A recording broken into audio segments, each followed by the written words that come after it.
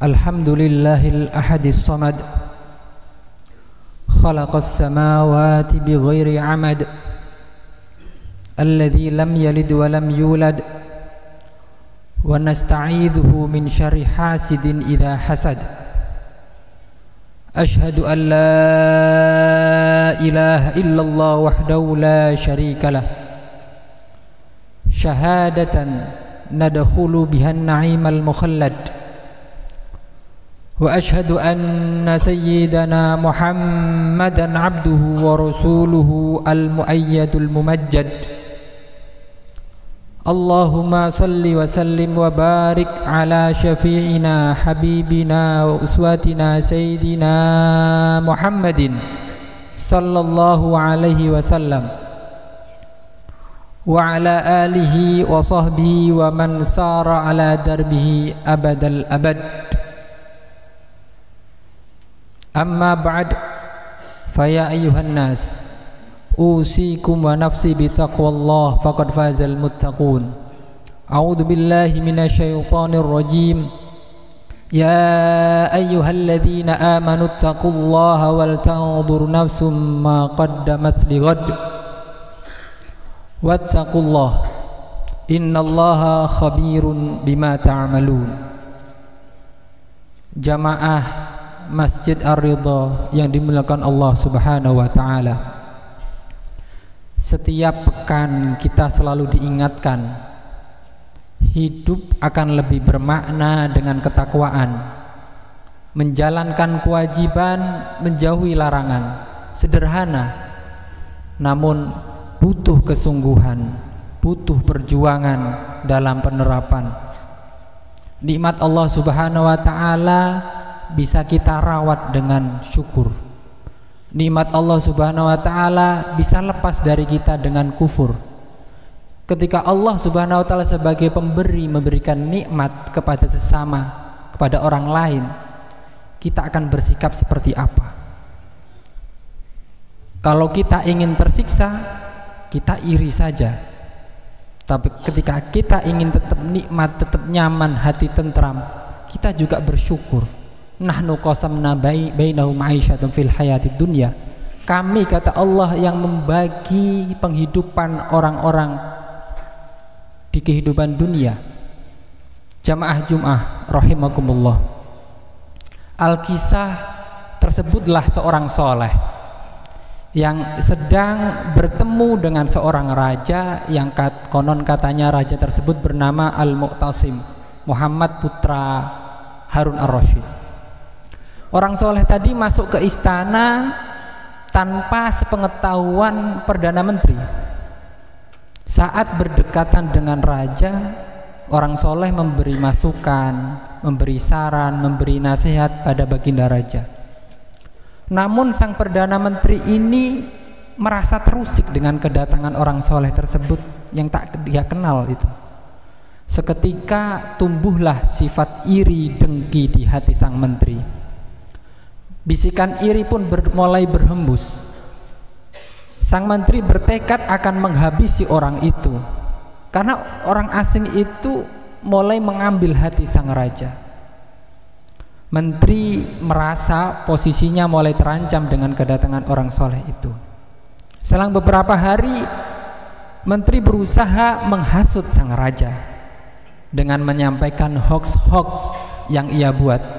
Raja, orang kemarin yang datang itu sering ngomong ke masyarakat, sering berbicara bahwa Paduka Raja ini mulutnya bau, nggak sedap. Mengapa demikian? Karena orang itu kalau mendekati raja, sang raja mendekati engkau, pasti ia akan menutupi hidung dan mulutnya agar tidak mencium bau mulutmu, wahai sang raja, karena mulutmu tidak sedap. Hasut sang menteri. Sang raja menimpali, ya sudah, pergi, saya akan menyelidikinya. Menteri pun pergi.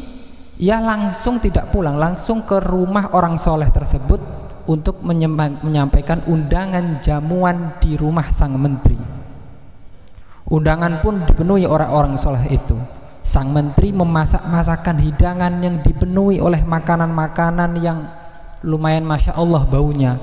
mungkin seperti bawang-bawang, bombay, jengkol dan sebagainya. Saat menyantap makanan yang dihidangkan, tentu sebagai tamu menghormati apa yang dihidangkan. Menteri berkata kepada orang soleh tadi, Pak, hati-hati nanti kalau ketemu raja lagi. Kenapa? Jangan sampai Pak Duka Raja nanti mencium bau mulut Anda karena habis makan bawang, bombay ataupun jengkol yang bau-bauan itu. Pasti raja akan sangat terganggu. Setelah selesai menghadiri jamuan, orang soleh tak lama datang ke istana untuk menemui sang raja. Sebagaimana masukan dan saran sang menteri, ketika mendekat kepada sang raja memanggil, Pak, sini Pak, mendekat gitu. Ketika mendekati, orang soleh tadi menutupi mulut dan hidungnya karena khawatir. Ia baru selesai makan jengkol, makan bawang, takut raja mencium bau mulutnya. Benar apa kata Perdana Menteri kemarin, di hati sang raja berkata demikian. Dia menutupi, katanya, kayaknya saya bau mulut gitu. Sebelum sang soleh tadi, orang soleh, meninggalkan istana, raja menulis sebuah memo surat untuk diserahkan kepada salah satu gubernurnya. Perlu diketahui, biasanya sang raja ketika menulis surat sendiri, berarti itu artinya isinya hadiah. Tapi surat ini bukan hadiah. Sang raja menulis di surat itu, siapapun yang membawa surat ini, habisi dan bunuh dia. Akhirnya surat itu dititipkan kepada orang soleh untuk diserahkan kepada gubernur yang dimaksud oleh sang raja. Saat pergi dari hadapan sang raja, orang soleh pulang, di depan gerbang ketemu dengan sang Perdana Menteri. Tahu orang soleh itu membawa surat. Apa itu? Surat dari sang raja. Karena kebiasaan sang raja sering memberi hadiah melalui surat, iri itu kembali naik, kembali mulai panas hati sang menteri, sampai ke ubun-ubun mungkin. Menteri curiga yang dibawa itu isinya hadiah. Akhirnya sang menteri rela membayar orang soleh itu sekian ratus dirham, sekian ratus dinar untuk menukar agar surat itu dia yang pegang, agar dia berharap mendapat hadiah. Akhirnya kata sang menteri, udah Pak, nggak usah repot-repot datang ke gubernur, biar saya saja yang menyampaikan. Akhirnya tawaran menteri pun diterima. Dia menerima 200 dinar, kemudian surat yang dia dari sang raja dikasihkan kepada sang menteri. Orang soleh pulang. Menteri pun pergi ke gubernur yang dimaksud oleh sang raja, menyerahkan surat. Ternyata ketika diserahkan, dia belum tahu isinya apa. Ketika diserahkan kepada sang gubernur, wahai menteri, surat ini memerintahkanku untuk membunuhmu. Ini titah dari raja. Loh, ini surat ini bukan untuk saya Pak. Ini surat bukan untuk saya. Hati-hati, aku akan melapor kepada sang raja, mencabut surat ini. Kata sang menteri demikian. Gubernur menjawab, oh tidak bisa, ini titah raja, tidak bisa dibatalkan. Akhirnya singkat cerita, sang menteri pun dieksekusi, dibunuh oleh rasa iri dengkinya. Karena iri dengki itulah yang membunuh sang menteri. Jamaah Jum'ah rahimakumullah, sifat iri yang membunuh menteri ini karena didasari oleh gila hormat, gila jabatan, takut kehilangan tempat, merasa lebih hebat. Dalam sejarahnya, iri pertama kali itu dilakukan oleh setan ketika Nabi Adam dipilih oleh Allah Subhanahu wa Ta'ala menjadi makhluk yang pilihan. Tidak heran ketika setan itu iri, ketika diminta sujud oleh Allah, aba wastakbar, enggak mau, merasa lebih besar dari manusia. Al-Imam Al-Ghazali mengatakan bahwa benih-benih sifat iri, penyakit iri itu ada 7. Yang pertama, karena dia memusuhi, karena dia benci. Yang kedua, rasa tidak rela jika orang lain lebih tinggi, lebih hebat darinya. Yang ketiga, benih penyakitnya iri adalah kesombongan, merasa lebih pantas, lebih besar, lebih hebat. Yang keempat, rasa takjub terhadap nikmat yang menggiurkan yang dipegang oleh orang lain, yang didapat oleh orang lain. Dia takjub dengan nikmatnya, bukan takjub dengan sang pemberi nikmat. Yang kelima, rasa takut kehilangan tempat dan tujuan hidup. Yang keenam adalah gila jabatan, gila hormat. Dan yang ketujuh, orang yang iri pasti itu adalah memang hatinya kotor. Jamaah Jumat rahimakumullah. Al-Imam Al-Ghazali melanjutkan bahwa penyakit iri itu bisa diobati. Penawarnya adalah ada dua. Yang pertama ilmu dan amal. Ilmu dengan cara mengerti bahwa jika iri bisa menjadi sebab menggugat takdir Allah, menggugat distribusi nikmat Allah, secara tauhid ini problem bagi keimanan. Kemudian ilmu bahwa menyadari bahwa iri itu membuat pelakunya tersiksa secara psikologis. Hati selalu tak tenang.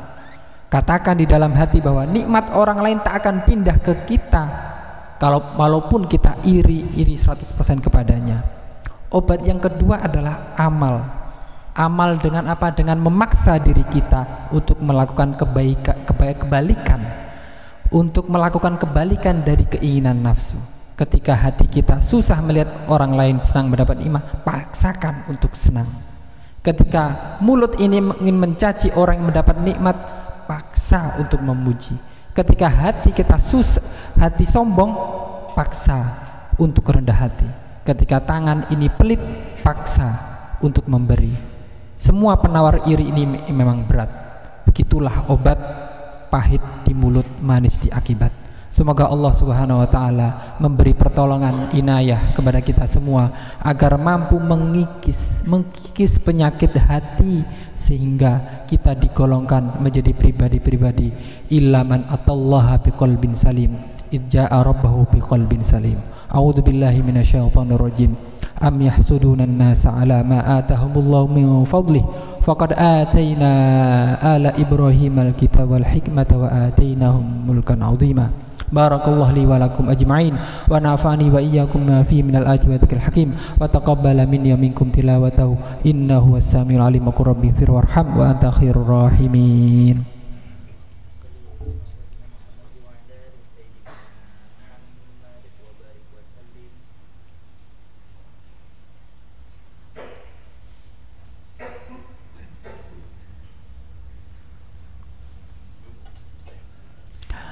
Alhamdulillah hamdan katsiran kama amar wa asyhadu an la ilaha illallah wahdahu la syarikalah irghaman liman jahada bihi wa kafar wa asyhadu anna sayyidana Muhammadan abduhu wa rasuluhu sayyidul insi wal bashar.